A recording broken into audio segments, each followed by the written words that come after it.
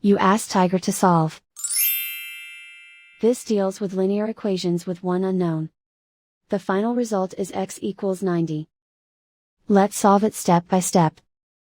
Simplify the expression. Group the coefficients. Find the lowest common denominator.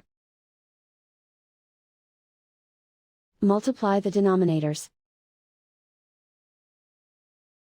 Multiply the numerators.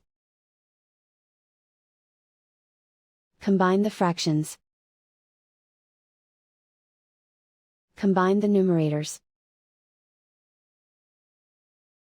Isolate the x. Multiply both sides by inverse fraction 30/1.